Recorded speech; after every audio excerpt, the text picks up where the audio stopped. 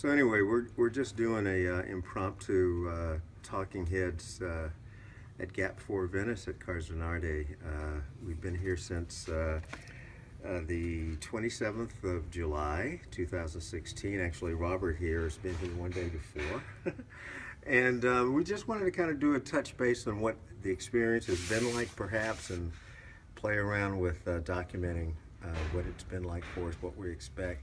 I'm much more concerned about the perception that Robert has of Gap 4, why he's here, what it's been like for him, and then Gregory's just arrived full of jet lag, and we're going to get him to write some bad checks a little bit later. So as a matter of fact, since you're on Gregory now, Greg, just at the top of your head, what's it like for you to have arrived in Italy, and what's it like for you? My arrival to Italy, nice, new, refreshing, historical. Hopefully it gives me a nice, complex, and different context on my work and experience and collaborative work and experience. Mm-hmm. Talk a little bit about what your work is like and your teaching experience, etc. I would say my work in teaching is, as you would point out, like the process with guys, it's serendipitous. I try to work off a stimulus and not necessarily just hold on tight to that historical context of I have to have a content or a theory or an idea. But if I was to take that route, I would say it's more about scar tissue, like that buildup of texture and marks and detritus and experience and narrative. Would you say that, I think you've actually said that your aesthetic, your both teaching style and your own personal art, which is beautiful, by the way, Thank you. is kind of consistent with your perception of what Gap is about? Yeah, just that idea of bringing in different ideas, different perspectives, different dynamics, and trying to find juxtapositions or where they kind of align. Robert, who's been here, as I mentioned, for some time, actually, I met this past year, 2015, in San Francisco through a series of workshops. I think at Marin Mocha. Yeah. Initially, yeah. What's this experience like for you? What do you bring to the Gap? It's been a really incredible and an intense experience. I've been working quite a bit and just building off the energy of collaborative work, and it's helped me kind of move past some of my blocks because I can get sort of obsessed over certain things, and then it's been nice to kind of keep moving. So there's been this sense of almost like a time warp, like where if I've obsessed over one thing, I pass it along and give it to you or to somebody else, they'll do something on it, and just to kind of see how things evolve and change and how important it is to keep that momentum happening. So my work has been more I like to do additive and subtractive type things as well. I think historically it was more of I went through a phase where it was a bit more maybe even Asian themed, just in terms of the treatment with sumi brushes and whatnot. And it's shifted away from that, where I'm doing more things with color, shape. That's the normal thing, but I wouldn't say it is so much painting. It sort of feels like it's becoming drawing as well. Nice. Nice. So I like integrating the collage. So it's just been really process oriented and intense. You've mentioned I guess Asian influence, maybe Japanese. That I do see some semblances in a lot of the new work, which, by the way, is really fantastic as well. Your output has just been prodigious, man. I mean, you're working day and night, working also in the collaborative context. But I've also seen some interesting things with you. I benefit from having seen earlier work from you. I know what your studio space is like. We've just got a really spacious work environment that we have 24/7 access to, and a residency, which is such a gift to this project. And having said this being Gap 4, obviously this is the fourth full residency that we've done. 3 in Italy, 2 here. The first one in 2014, one in Lecce in the south in 2015. What bridged that was about a month or so in Mazatlan through one of our GAP members, Glenn Rogers, another person I've known for decades, who's a U.S. expat who lives in Mazatlan.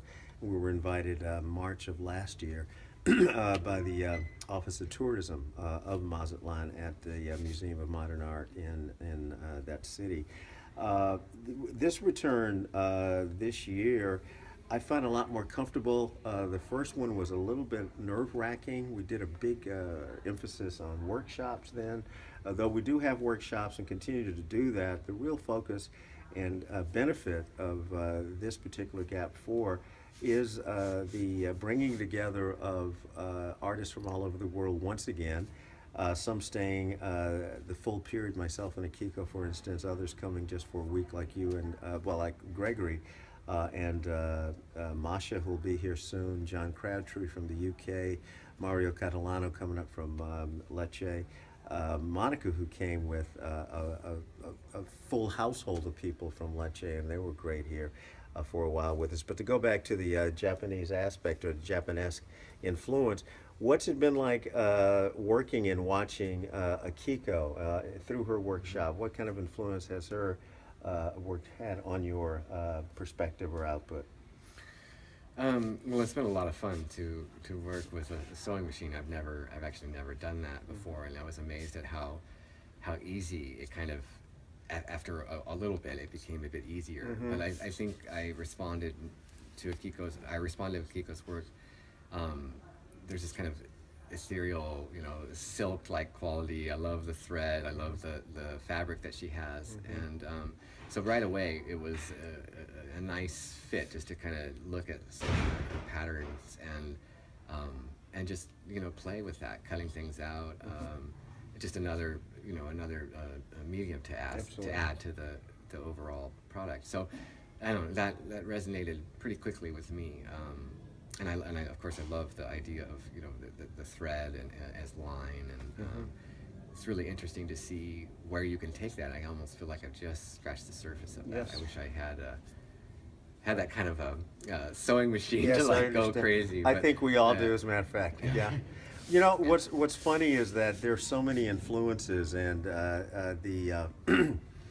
I would say the integrity of every artist and what we all bring to both the project, but we're able to kind of both observe each other's work, and then through the collaborative interaction that you mentioned, which is really a crucial part of what the GAP experience or the GAP philosophy is not a real sense of ownership of particular pieces per se, a real openness and generosity around exchanging techniques and learning from each other. I mean, I've been exposed to different glues. I've been exposed to different ways of applying paint, etc., with spatulas, which is something that I actually learned through Verid a couple of years ago, and I've incorporated that both in my workshops and my own personal work. And then the way that you mix inks and matte mediums and that kind of business. Really looking forward to working with Gregory because I know you responded so well during the Knee Jerk project to the idea of frags and sent like years worth of detritus and debris and studio floor stuff, which was fantastic. I hope you brought some. Yeah, I brought a lot more. Yeah, so a lot more fragments to share. That's what I like the best about GAP and how it connects with my process is that fragmentary aspect. Just I look at that as almost synonymous with the way I live. Move here, move there, different experience here, different experience there.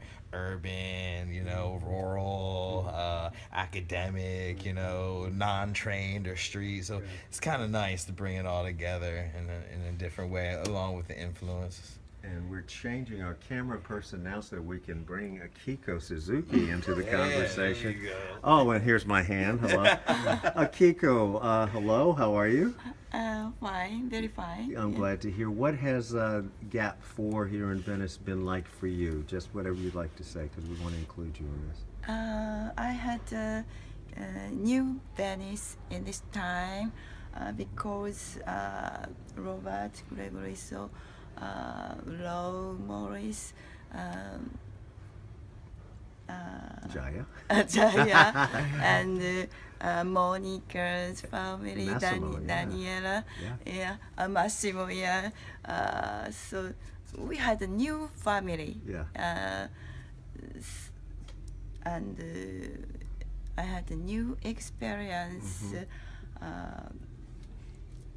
I learned more in this time, painting and collage and nice challenge.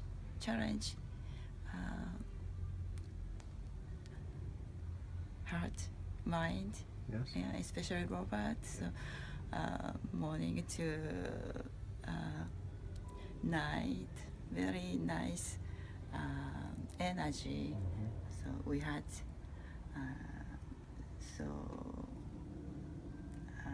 definitely new Venice. We had the new Venice. All right. Yes. All right, and I'm just going to pan around and show some of the site here at Cardinardi. We've been so fortunate to have a beautiful place to work in, a crazy tourist city, and a bunch of artists who've taken a risk.